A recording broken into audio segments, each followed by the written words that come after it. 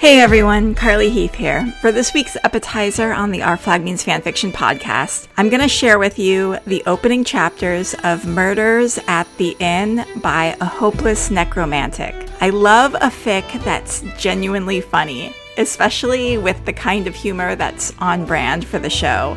And this fic does just that. I think you'll love it, and if you do, check out a link to the whole thing in the show notes and give the author a comment and a kudos. By the way, if you'd like to narrate anything for the Our Flag Means Fanfiction podcast, do that. There are really no rules, no rating or content limitations. Whatever you decide to devote your time to, I'll put it up here on the pod. Just get the author's permission first, then email your audio file to ourflagmeansfanfiction@gmail.com. Also, if you want to show the world that there's still an audience for our flag-related content, give this podcast a rating and a review. It makes a difference. We're also working on ways to get our listeners more involved in the show. For the last few episodes, the co-hosts have been sharing what's the most gay pirate thing that happened to you recently. Well, we want to hear from you, the audience. What's the most gay pirate thing that's happened to you recently? You can either send us an email, or if you want to record an audio file, you can email that to us at ourflagmeansfanfiction@gmail.com, and we'll play it on our next episode. Let us know if you want to stay anonymous or have us share your name and city. Either is fine. What qualifies as a gay pirate thing? If you have a hilarious or interesting or cringy story to tell, we're going to do cringe stuff in a few weeks. So especially if you have a cringe story to tell, we want to hear it. I don't care if it's on topic or not. Even if it's just even tangentially related to the show, that's fine. But if it's just a funny story, that's great too. This is a judgment-free, high encouragement zone. And for memes and our flag related hilarity, follow the podcast on Instagram at Our Flag Means Fanfiction, all one word. Lastly, friends, if you're enjoying listening to the awesome narrations of Our Flag fics, head over to the Podfic database. It's a Google Doc that currently has links to nearly 1,000 narrated fics. Hours and hours, endless Our Flag related listening entertainment. You could really listen to stories in the Our Flag universe that you could probably spend a year listening to them all. Head down to the show notes for a link to that. And here it is, our main fic of the week, which is Murders at the Inn. Here's a summary. Mary and Doug have won a romantic getaway at a quaint seaside inn. Problem is, neither Ed nor Steed hosted a contest or invited Steed's ex-wife to stay. The bigger problem is, a storm has trapped everyone inside. The biggest problem is, there's a murderer lurking about, picking guests off one by one. When Doug is injured, it's up to 2 retired pirates and a not-quite widow to catch the killer quickly before the survivors leave a bad review. This has an E rating, and my favorite tag is being used. The tag is, "The cat collar stays on during sex." I hope you enjoy. Murders at the Inn by A Hopeless Necromantic, Chapter 1, The Witch's Nipples. The storm is violent, angry. It batters the beach like the elements have got a score to settle. An old grudge over which of them gets to claim the frail house. An inn, actually, there up the hill. Will it be the howling wind to knock it over? Or will the sandy ground crumble out from under it? Perhaps the claws of a rogue wave or the vines from the unruly garden will tear apart its fragile-looking walls. For now, it looms over the beach, the inn, like a phantom, crooked and jagged and almost leering down. No light escapes its darkened facade, but when lightning strikes in the distance, it illuminates the chimeric nature of the structure. Narrow but tall, weathered cedar planks of the shack-like front room are a complete mismatch to the shingles being blown from the third-story roof. Bay windows and balconies jut from the house. The paint is muted in the dark, but spoiler, in the daylight one might describe the colors as bold or garish, depending on one's fancy. And while it can't be seen in the velvety night, the ocean can be heard hissing into the dark just down that path. The sea churns and swells and pounds against the beach. Its spray nips at the hooves of the horses pulling the carriage, threatening to swallow them and it and all its passengers whole. Mary hates the fucking ocean. Wind whips her hair free from its knot the moment she steps out from the leaky carriage. Her boots sink ankle deep into the sandy mud. Rain lashes the skin of her exposed cheeks so hard it stings. Deafening clashes of thunder, battling, blinding flashes of lightning for the honor of making her head spin. It's in one of those flashes that she spies the grave. Doug! There's a cemetery in the garden. At first, she isn't sure Doug hears her over the roaring weather, but then Mary feels her soggy back bump into his soggy chest. She hasn't ever realized her feet were pedaling her backwards, and he presses a wet kiss against her ear. A grave? No, that's probably a sculpture, all part of the rustic charm, he says cheerily. Mary shakes her head. I have a bad feeling. We should go back. It's late, honey. We have a room already booked. It looks haunted. Aye, place is more haunted than a witch's third nipple, growls the carriage driver they'd hired, a shifty, nervous-looking fellow. Though less haunted than a witch's fourth nipple. What? She yells. Alas, the driver does not care to elaborate. He spits, crosses himself, taps his nose, spits again, crosses his fingers, grumbles some gibberish that sounds suspiciously like a seagull squawking, spits a third time, and then finally snaps his horses into action. This shouldn't have come as too much of a surprise. He spent the whole bumpy journey muttering about the alleged curses and ghouls and witches of the haunted inn, stories Mary didn't quite catch all of the details over due to the sound of the rain pelting the carriage roof. As the overworked horses practically drag the sand-caked carriage back up the narrow, barely perceptible path, Mary sighs. Fuck. Doug hauls their luggage up out of the mud. The bottoms of their cases are already soaked through and coated in a fine layer of wet sand, which is just fucking perfect, isn't it? Their boots are also weighed down by the sand, of fucking course. The trudge up to the rickety-looking porch is as exhausting as chasing two half-feral children around her home with toy pirate swords all day, which was exactly the type of activity Doug insisted on sweeping Mary off her feet and away from for their little romantic getaway. He promised to fill her weekend with much more pleasantly exhausting activities. The rain is somehow louder on the porch. Mary shivers. Her sodden clothes are heavy and already itching. Soaked hair is plastered to her neck and forehead, and a fat, wet droplet falls into her eye just as Doug sets the luggage down. There's a hole in the porch roof. Several holes, actually. At least one appears to be stuffed with a seabird's nest. Doug knocks against the door in time, with the wind knocking the inn's wooden sign into the side of the house. It slams loud and harshly into the wall. It's too big and clunky. 4 sloppily carved panels hung together like a ladder on rusty rings.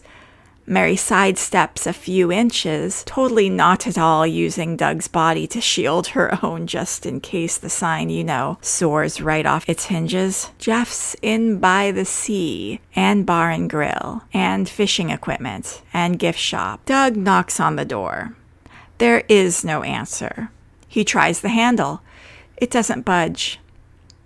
So Mary shakes the fucking handle then.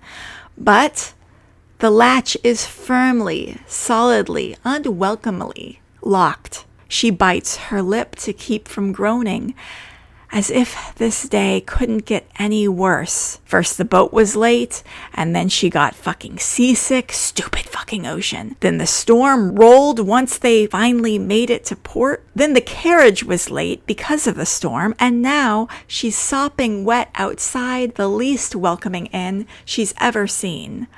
Fan-fucking-tastic. They're expecting us, Doug says, unable to hide the edge of anxiety in his usually chipper voice. The door hinges squeak when it opens, suddenly, all on its own, even though it had been locked only moments before. Mary and Doug exchange a look. Doug says, "Don't worry, darling. I'm sure you just loosened the latch." Mary says, "You're absolutely right, I did. Now let's get inside because I'm tired of standing in the fucking rain." The foyer is dark. It smells of rain and fresh bread and sea salt, and Mary inhales deeply.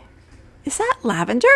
"Hello?" Doug calls into the darkness. He gently ushers Mary inside out of the rain. Wooden floorboards creak under their damp steps.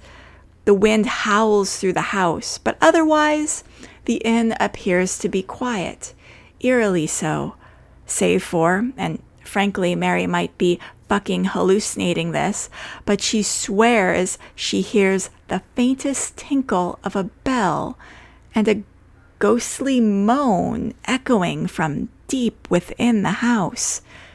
She steps further inside toward the winding staircase in the center of the room, as if drawn to the sound. Her grip on Doug's arm loosens. "Seems like a lovely garden otherwise," he says, dragging their luggage indoors. "It'll make a beautiful landscape once the weather breaks." "Are you sure this is the right inn?" Mary asks. "It looks nothing like the brochure." It did say renovations were ongoing. Perhaps that was an artistic rendering of their eventual plans. Behind them, the front door slams shut, all on its own. No, not on its own. No. It was the wind, obviously. Still, both Doug and Mary jump. Mary hugs herself and tries to ignore the queasy sloshing in her belly. "Did you just hear that?" "Probably the wind." "The wind whispers twats now?"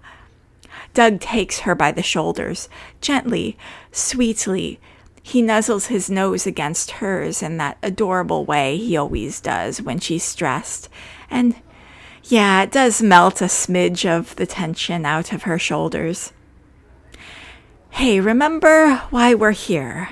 To relax. No kids, just the two of us. A romantic getaway without a care in the world. No business, no newspapers, where nobody knows us." The lavender scent wriggles against something in Mary's brain. Right. "I mean it, honey buns. You've worked so hard lately. The gallery is coming along fantastically. I'm so proud of you, but you deserve a rest." Mary nods along and allows Doug to help her out of her wet and heavy coat. He gingerly hangs it on the rack by the door, checks her over, kisses her cheek, and smiles warmly, all before even attempting to peel away his own drenched jacket. He really is the best, taking care of her, taking care of the children, surprising her with this romantic getaway, albeit the weather could be nicer, but that's weather for you. And then the inn doesn't look anything at all like the brochure's illustrations. She's beginning to wonder if they've been scammed. Oh, look, Doug finds the silver bell on a desk near the entrance, and by finds, he stubs his toe against the desk leg. A vase of dried flowers tumbles over at impact, though Doug catches them before they splash into the bucket that's laid out to catch the rain. Mary catches a paperweight as it rolls off the registry book. It's rounded on one side and solid and feels like wood, but is so much heavier than she expected. She rubs a thumb over the smooth half and can't for the life of her figure out what it's supposed to be. Also, in his fall, Doug manages to slap the bell with the full palm of his hand. It dings. Fuck, does it ding. The bell is the only employee working overtime, apparently. Loud as the thunder surrounding them, an echo of it drifts throughout the house, a faint jingle that, weirdly, unlike other echoes, seems to grow louder as the seconds pass. "Hey," a soft voice whispers from just over her shoulder. Mary yelps. Doug jumps into Mary's open arms, clutching her tight. There's a man on the stairs. He wasn't, Mary swears, standing there a moment ago. The single candle in his hand casts a faint, warm glow on his bearded face. It lights his eyes, dark but glittering, wide and bright and eager, just like his smile, which, to Mary, is unsettling. It's too wide, too bright. It teeters on just the wrong edge of trying too hard to be pleasant and welcoming and cheery. "I'm sorry I startled you," he half whispers, quite loudly again, gently placing a finger to his lips. "Careful, though, you'll wake the guests." He moves from the stair landing like a shadow, draped in a blue velvet fabric or black. It's dark and hugs him like the night itself, the hem of it, a trailing mist in his wake. Long hair, silver as moonlight, hangs in waves down his shoulders.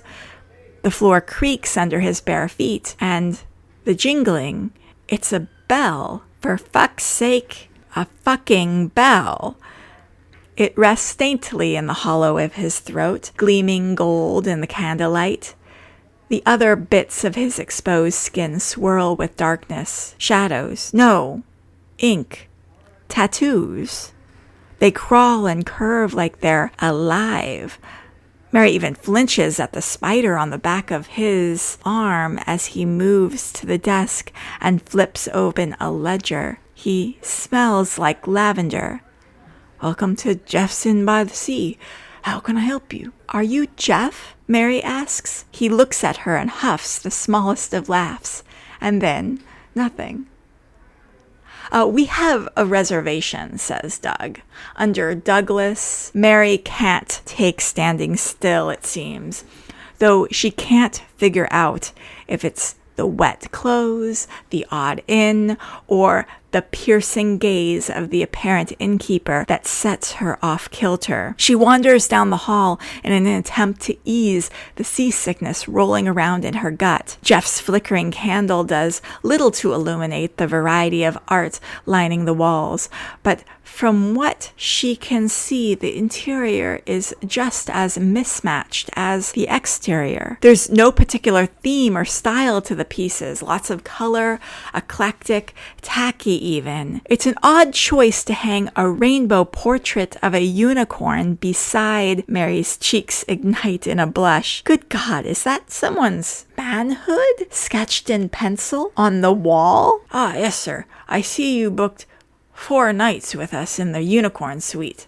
Fantastic, though we were expecting you earlier. We got caught in the storm," Doug says. "And you'll stay caught in it for, 4 days, maybe 5? Oh, I thought it was meant to be clear. Not according to my knees. Anywho, breakfast is served at 8 or 9, sometimes 10-ish, depends." He shrugs. "Oh, we please kindly, nicely, please ask that you do not disturb the witch nesting on the porch. The towels are, in fact, clean." And under his breath, Mary just faintly catches, "No matter what anyone says about the fucking stains." There's a sketch of a dog, too, but the face has been replaced by a man's with a thick beard. The eyes remind her of Jeff, and it gives her the creeps. What else? Jeff murmurs. He dangles a set of keys above Doug's waiting palm. "I'm forgetting. Yeah, mind the 3rd step from the top. It's loose and, the ghost is a dick. Yeah, that's it. Enjoy your stay." "Oh, actually," Doug lowers his voice. "The brochure said something about a spa and couples massages? There's a painting near the door.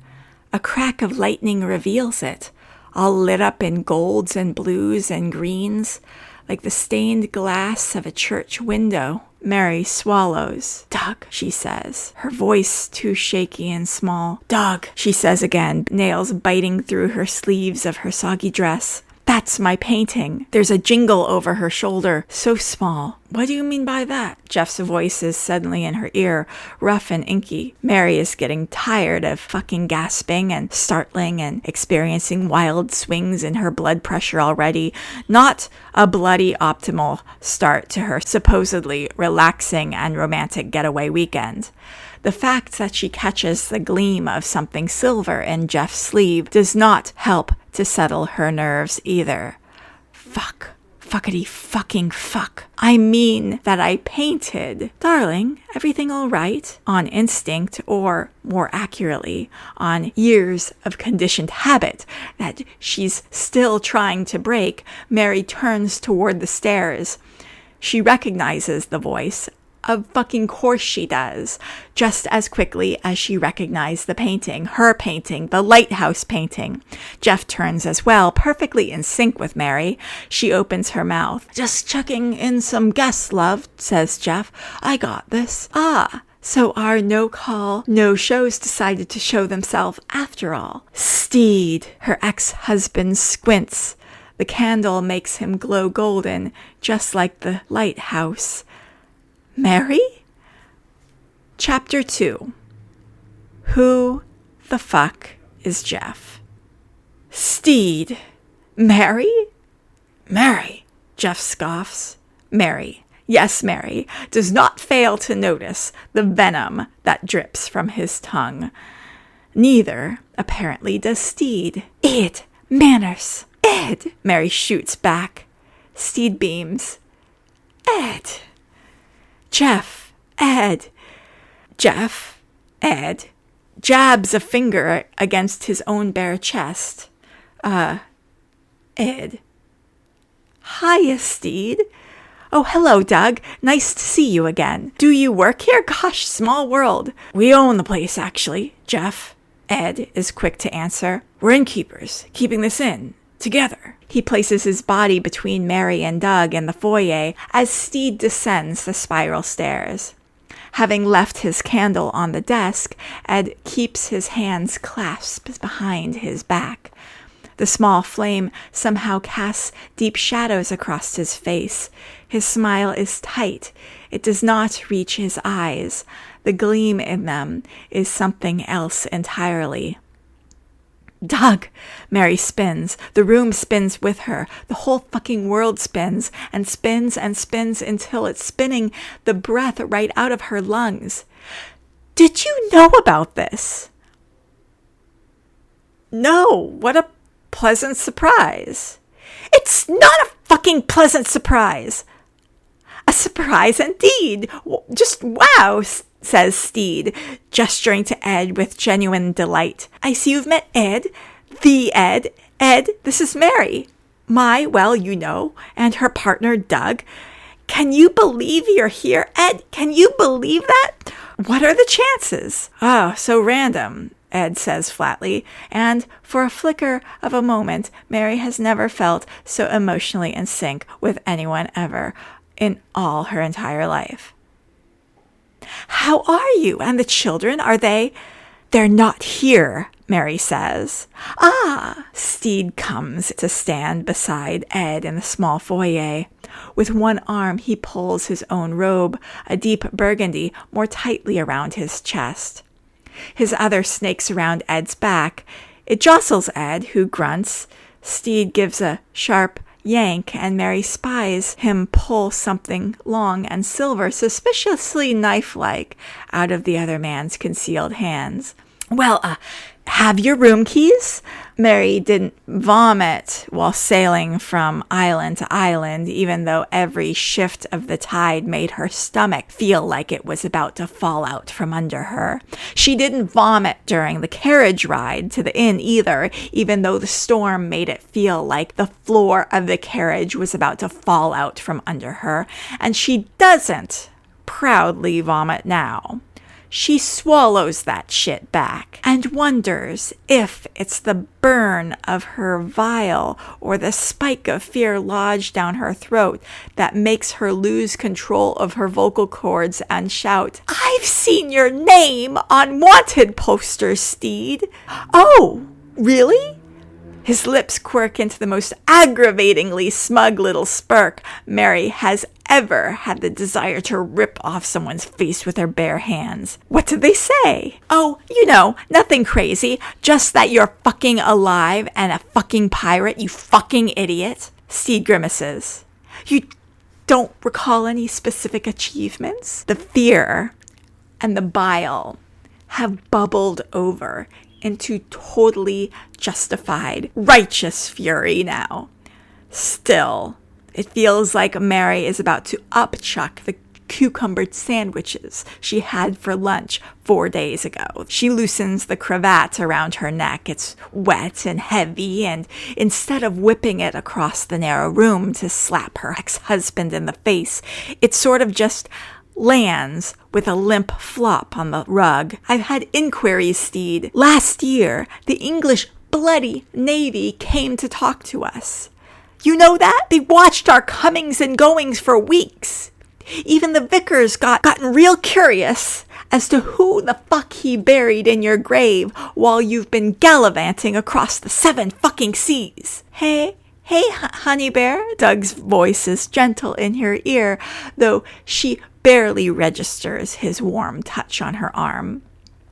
"Do you want to maybe take a moment to maybe breathe deep and center ourselves like we practiced?" Mary does breathe deep. She fills her lungs with one real deep fucking breath right before she snaps. "Why did you invite us here? We agreed. You promised none of," she gestures broadly, "this would make it back to us." Ed bristles. "You invited Mary to our home?" No, wait. Hang on. Steed's neck is turning red. "I don't know what you're talking about." "We won a contest," says Doug. He pats the soggy pockets of his trousers. It's the bell. It tinkles, soft and playfully, before Mary even registers that Ed is moving. He slams bodily into Doug, who yelps as he's pinned against the wall. His face pushes several of the drawings askew. The doggy sketch clatters to the floor. Ed keeps an elbow dug deep into Doug's spine as he twists Doug's wrist in his pocket. "What the fuck?" Mary yells. "Drop whatever's in your hand before you lose it, mate," Ed growls. "Edward!" "It's just the brochure," grunts Doug. "It's in my pocket." Hoy! A lady's voice bellows from above, loud enough to shake dust from the rafters. "Some of us are trying to sleep." The foursome in the foyer freezes. Doug's face smushed against the wall, his grip on the brochure shaky. Ed's grip on Doug's wrist is bruisingly firm. Mary's fist is raised above her head, ready to smack Ed right in his bearded chin, if, of course, it weren't for Steed's left hand encircling Mary's forearm. His right is braced against Ed's shoulder. "Sorry, Miss Thackeray," Steed shouts back from their odd tangle. "Is there anything I can get you for a while you're up? Fresh towels?" Steed presses his eyes shut. "Fabulous. More towels. My pleasure." Ed rolls his eyes and mutters, "Fucking again." Miss Thackeray, whoever she is, appears to have been sufficiently satisfied by the towels. She does not complain again about the noise, though, out of respect for her and the other guests, Steed does request that they all retreat to the lounge and please keep their voices down. He's lit a fire. The wind howls through the chimney, causing the flames to flicker and dance with every harsh gust. It is, Mary reluctantly admits to herself and herself only, truly helping with the chill from her wet clothes, just like Steed said it would. In fact, the fire does an exceedingly good job at warming the lounge, as Steed calls it. It's not more than a little room that has evidently been tacked onto the back of the house. The hem of Mary's damp dress snags on a loose nail where the floorboards clearly and sloppily transition from aged but uniform wood to, well, whatever the heck is cobbled together beneath the menagerie of rugs. They're all plush and overlapping and intricately designed in deep jewel tones. The furniture, as well, is mismatched. Eclectic. An emerald velvet settee nestled beside a mustard high-backed chair that, frankly, judging by the number of stitches, has seen better days. Doug and Mary sit hip to hip on a blue love seat with an ornately carved crest rail. 3 out of the 4 walls are lined with bookshelves. Those shelves, in turn, are cluttered with not just books, but with so many trinkets and treasures and plants and knickknacks. Trying to catalog them just makes her already tired head throb, despite the ever-present headache that merely residing with Steed Bonnet induces. Mary can't deny there's a certain coziness to the room, a homey feeling, the plants and the books and the weird art. Their roots settle deep into the foundation of the inn. Mary recognizes pinches of Steed's design taste in everything, especially in the stained glass windows framing the chimney. There's a similar glass in her home, her monotonous home. "Oh, that smells lovely," says Doug, patting his cheeks with one of Steed's warm towels. "Is that eucalyptus?" "Indeed it is. Honey bun, smell this." "What the hell, Steed? Are you a pirate or not?" "Well, I think the wanted posters are evident." He clears his throat. "We retired." "We?" Jingle. "Hey, still here." "Fuck." Mary covers her mouth. Ed has reappeared. He holds a tarnished silver tea tray laden with a fresh pot and an overflowing dish of sugar cubes and a pile of biscuits baked into rude shapes. He lays it delicately on the small coffee table before Doug and Mary. Once the threat of vomit has subsided again, Mary swallows and clutches her chest. "Fuck's sake, you shouldn't sneak up on your guests." "Yeah, we're working on that." Steed scrunches his face.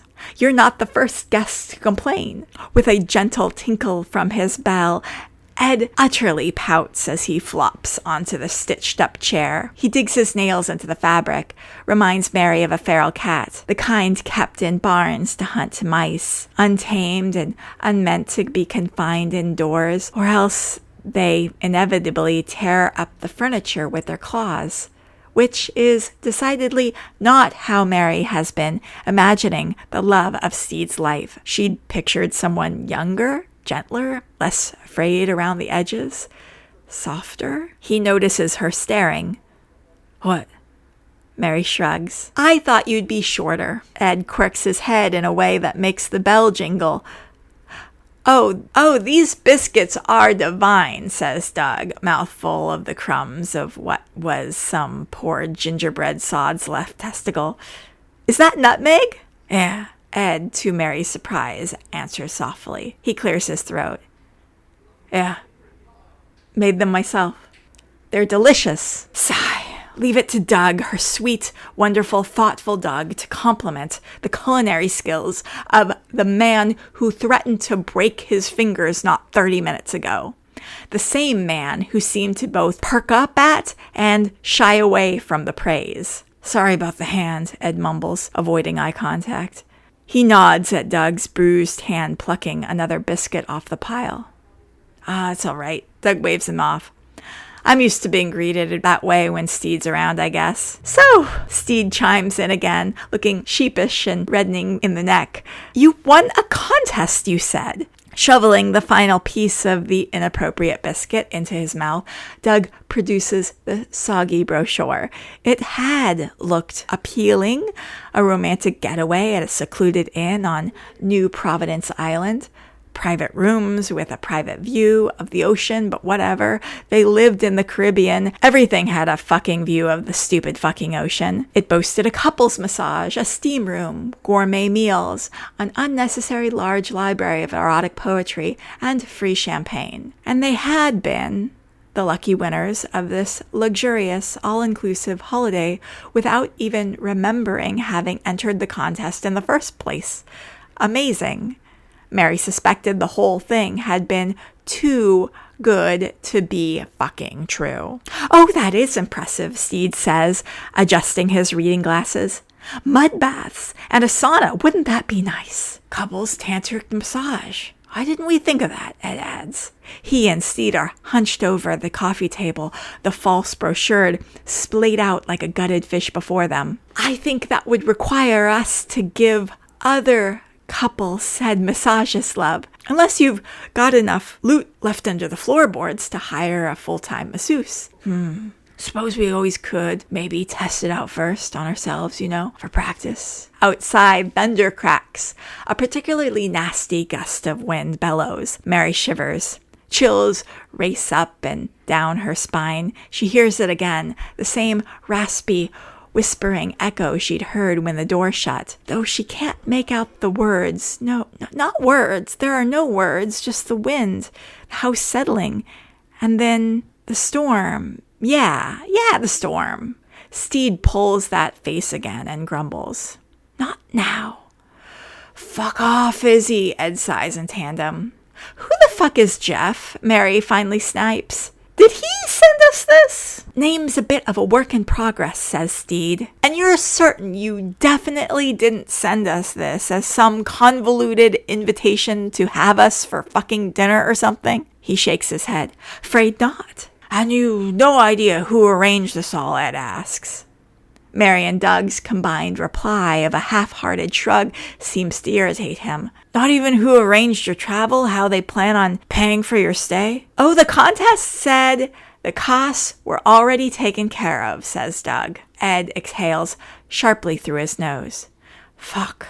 We're not staying, says Mary, gathering her skirts and standing so quickly she nearly knocks over the tea tray. So you don't have to worry about not being paid or whatever. Come on, Doug. A warm hand comes to rest atop hers. Oh, Sugar Bear, it's late. We should at least spend the night. Doug's right, Mary, says Steed. Weather's all a mess. We can work this out in the morning. Yeah, the morning.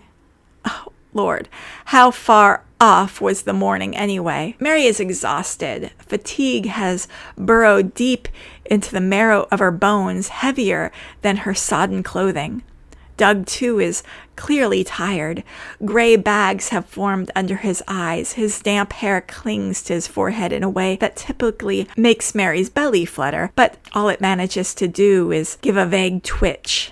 Oh, poor Doug. This wasn't his fault. He'd been looking forward to these days away, just the two of them, just as much as Mary had, if not more. Now he'd been scammed just as much as she had, but was carrying on with much more dignity. Fine, but I want the breakfast that brochure promised. It's Steed who shows them up to their suite, leaving Ed to grumble what sounds like, the fuck's a frittata, as he pores over the brochure again. On the third stair from the top, Mary slips. She nearly topples right over the rail, but Doug catches her. He swoops an arm around her back and clutches her close. Pressed together, Mary can feel the matching breakneck pace of their heartbeats racing in their chests. Watch out, Steed says, wincing. That step is loose. Sorry. And that was Murders at the Inn by A Hopeless Necromantic. Wondering who summoned Mary and Doug to the inn? Want to find out what happens on their first night with Ed and Steed? Check out the rest of Murders at the Inn on AO3 at the link in the show notes below. And give the author a comment and a kudos. And if you want to narrate anything for us, just get the author's permission and then send the finished audio file to ourflagmeansfanfiction@gmail.com. Are you in the mood for memes?